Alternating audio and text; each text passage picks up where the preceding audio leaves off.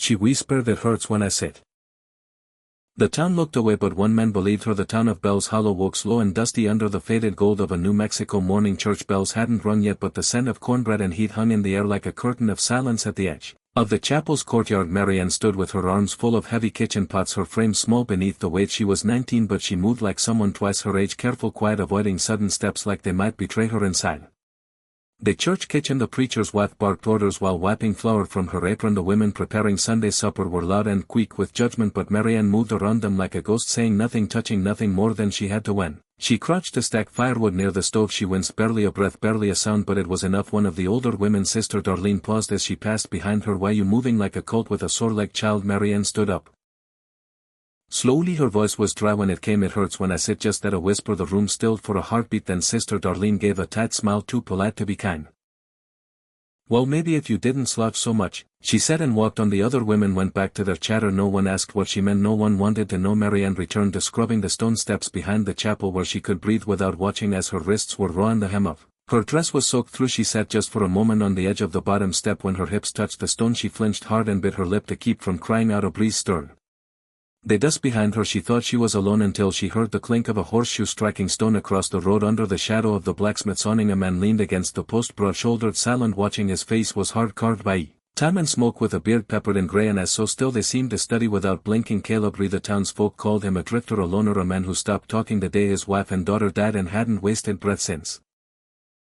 Marianne met his gaze only for a second, then she stood, brushed her skirt, and disappeared around the corner. That night during evening service she sat at the back of the chapel alone. Every wooden pew was polished smooth with years of bodies pressing into them, but the moment she lowered herself a sharp gasp escaped her lips, not loud but loud enough. A few heads turned. The preacher paused, then he smiled wide and spoke louder, drowning her in the rhythm of his voice. Marianne looked down at her hands, folded in her lap, trembling slightly. On her knuckles were thin marks like faded rope burns. She glanced toward the exit and just outside the door caught a glimpse of a wide-brimmed head in the twilight. Caleb leaning against the hitch rail, arms crossed, unmoving. He hadn't come in, but he hadn't left either. Inside the chapel the town sang hymns in harmony. Outside one man stood still in the dust, watching what everyone else refused to see. The Reverend Silas Coates stood tall behind the pulpit, his hands braced firm to the sides of his leather-bound Bible. He preached with fire in his chest and a smile sharpened by discipline. To the town he was a man of great devotion, a guiding light in a place that clung to its rituals like a ship to anchor. He had baptized every child in Bells Hollow for the last 2 decades. He buried fathers, married daughters, and never once missed a Sunday. He also owned the girl who swept his floors. Marianne had lived in the back room of the Coates house since she was 14. After her parents died of fever during the bad summer, the Reverend had taken her in out of mercy, as he often reminded her, but there was no mercy in the dark corner where she slept, just a cot without a mattress and a rusted basin where she washed. In silence the Reverend's wife Lucille ran the household with the severity of a prison warden. She praised Marianne's humility to the church. Women called her sweet and grateful, but at home Lucille corrected her posture with the back of a ladle and punished slow knees with salt rubbed into scraped knuckles. That night after the service Marianne returned to the Coates house alone. The Reverend stayed behind for a meeting with the church board. She entered through the back door, hands still smelling of candle wax and ash. In the dim kitchen Lucille sat stitching a hymnal cover, not looking up as she spoke. "You embarrassed us," she said, crying out in church like a wounded dog. Marianne said nothing. "You need to learn to sit still. You need to learn pain is part of obedience." Still Marianne said nothing. Lucille set down her needle. "Go to your room tomorrow. You'll scrub the chapel steps before sunrise. Maybe kneeling will remind you what you're here for." Marianne climbed the creaking stairs, every step an echo of strain in her back and thighs. In the attic room she curled against the wall, clutching her threadbare blanket, knees pulled close through a crack in the roof. A star blinked in the distance. She didn't pray, she didn't cry, she just stayed awake and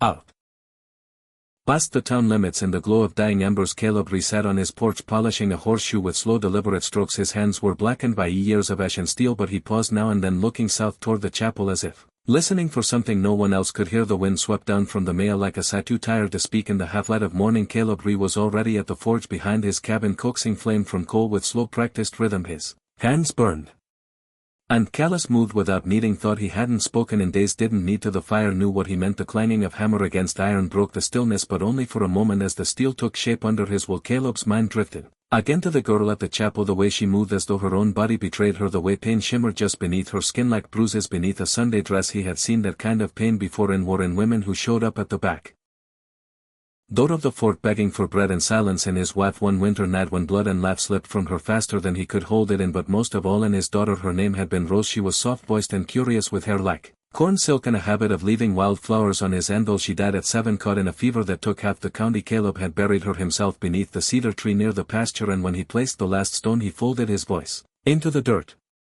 We swore he hadn't spoken more than a handful of words since now nearly 15 years later. Something about Marianne had stirred that grave inside him. Back in town, Marianne knelt in front of the chapel steps scrubbing with la water and a stiff bristle. Brushed the skin on her hands was pink and swollen, her fingers cracked and bleeding, her dress threadbare at the elbows had soaked through from the knees down. Each time she adjusted her posture she winced just slightly, but no one paused to notice. She worked alone as the town buzzed around her. Men moved barrels, women traded eggs for cloth, and children chased dogs down the street. No one offered her water, no one asked why a young woman was scrubbing stone steps on her knees before breakfast. When the Reverend Coates passed by with his hands folded behind his back, he smiled as if proud. Obedience brings blessings, child, he said. Marianne didn't answer. She didn't lift her head, just kept scrubbing. Across the road near the hitching posts Caleb stood silently beside his cart, one hand on the worn strap of a feed sack, the other resting against his hip. His horse huffed softly beside him, but he didn't move to tie it. He was watching her. Their eyes met just for a breath. Hers were flat, exhausted, suspicious. His were unreadable. She looked away. First, inside the store Caleb bought a length of rope and a sack of nails. The shopkeeper asked, building a fence, Mr. Ree?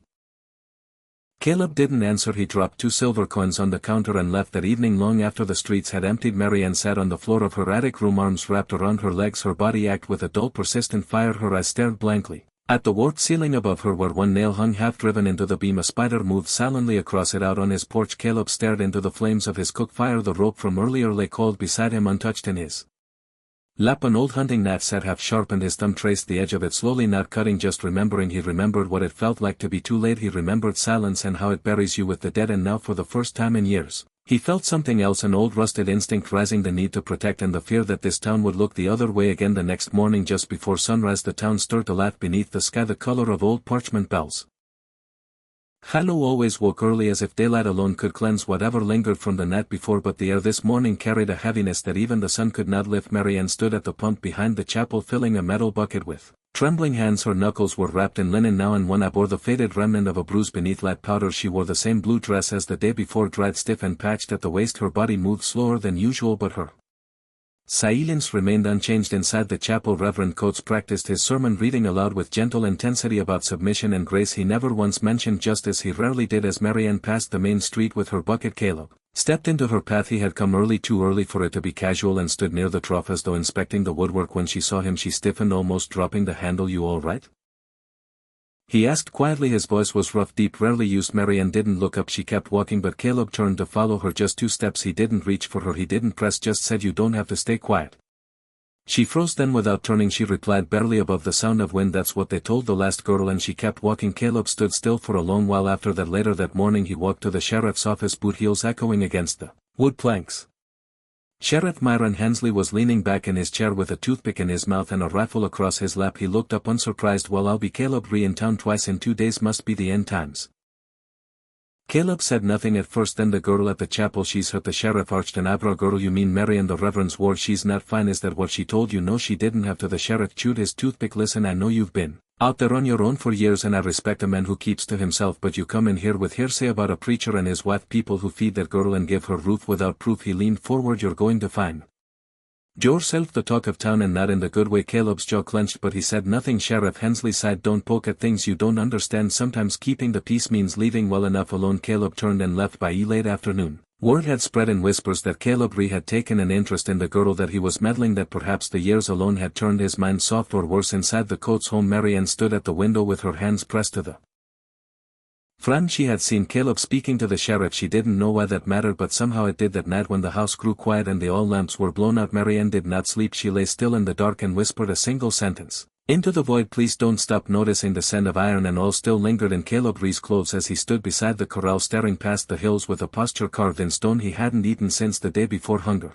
didn't visit him often, not the kind that came from food anyway. Inside his barn, hanging by the door, was a satchel he hadn't touched in years, one that once held his daughter's hair ribbons and the wooden horse he'd carved for her on her 6th birthday. That satchel would travel with him again, but not today. He kept hearing her voice, Marianne's voice, low, dry, honest. That's what they told the last girl. It hadn't been said for pity, it was a confession, a quiet plea wrapped in warning. He walked to his anvil and lit They forged not to work but to think. Flames helped him think. Fire didn't lie, it either took or didn't. Across town Marianne stood barefoot in the dirty yard behind the Coates home, hanging laundry in the full glare of midday. The lines trembled in the dry air. Dresses and aprons swaying like ghostly arms behind her. The back door creaked open. Still got enough strength to lift linens, came Lucille Coates' voice. Then I suppose your back ain't broken. Marianne didn't reply. She just reached for another sheet. You think because some blacksmith raised his eyebrows the world's going to shift. Lucille stepped forward, now voice lower. Let me tell you something, girl. Men like Caleb come sniffing around when they want something broken to fix. You think he sees you, he sees a burden. Marianne turned slightly. Her voice was quiet but it no longer trembled. Better to be a burden than a ghost. Lucille slapped her hard across the mouth. No warning, no pause, just the sound of palm against skin and a pause so thick it could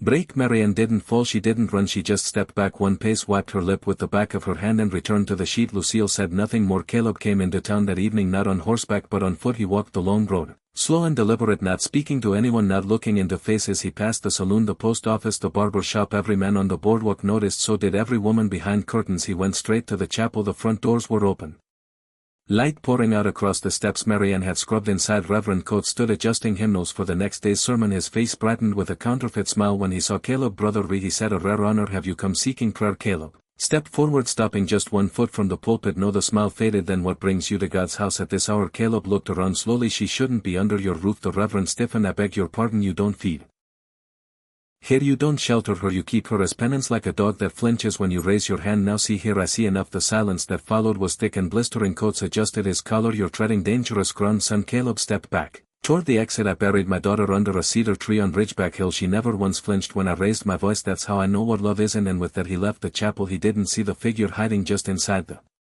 vestibule. Marianne, her body pressed flat against the inner wall, fists clenched at her sides, her breath unsteady. For the first time in 5 years someone had said out loud what she had only dared to think, and it echoed inside her like thunder that promised rain. It was nearly midnight when Marianne packed the box. She did it slowly, not because of hesitation but because every bone in her body acted like they remembered too much. In the dim attic light she wrapped her shawl around a small tin of ointment, the kind she used when the bruises ran too deep for fabric to hide. She added a sewing needle, a Bible with pages worn soft at Psalm 71, and a faded photograph of her parents creased in the middle where she'd folded it too many times to count. No shoes, just a scarf, a handful of coins and a single hairbrush with broken teeth. She closed the box, tied it with twine and crept down the stairs barefoot, careful not to let the wood groan beneath her. In the parlor Lucille lay snoring in her rocker, mouth slack, a whiskey glass at her feet. The Reverend wasn't home, off on one of his council calls, though Marianne knew better. He often returned after midnight, smelling of pipe smoke and rose perfume, muttering scriptures no one had asked for. At the door she paused, then placed the box down carefully on the threshold and tucked a folded note beneath the twine. Her handwriting was small and steady. If anything happens to me, please give this to the men who noticed. She didn't sign it, she didn't have to, and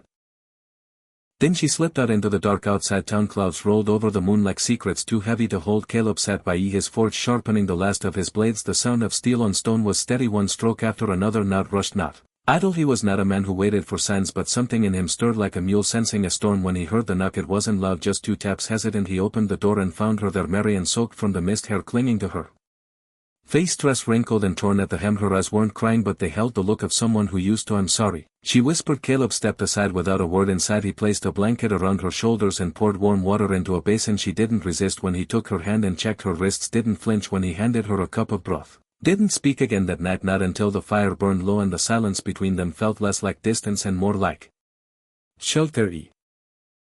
Lift everything, she said. Good, he replied. She looked at him. That's all you'll say? Caleb met her gaze. Sometimes leaving is louder than shouting. She smiled, but only a little. Then she leaned her head against the armrest of the chair and closed her eyes, not to sleep but to rest, in a room where no one asked anything of her. In the early light of the next morning the Reverend stood at his doorstep in his long coat, staring at the box by the door. He saw the twine, the handwriting, the emptiness of the hallway behind him. Lucille stepped out behind him, hair pinned tight. She's gone. Coates didn't speak, just picked up the box and turned toward the road. You think it was that blacksmith? She asked. He paused. I think it's time the town remembered who built this church.